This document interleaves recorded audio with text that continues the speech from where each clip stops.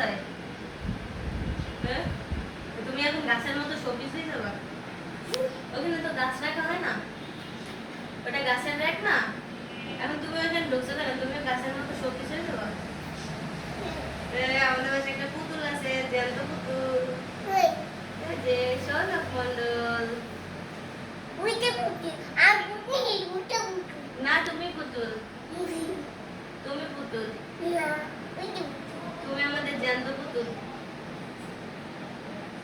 উফি। এখন থেকে তুমি ওখানে থাকবা, হ্যাঁ? তোমাকে ওখানে সাজিয়ে রাখা হবে, ওখানে সাজিয়ে রাখা হবে তোমাকে, ওখানে থাকবা।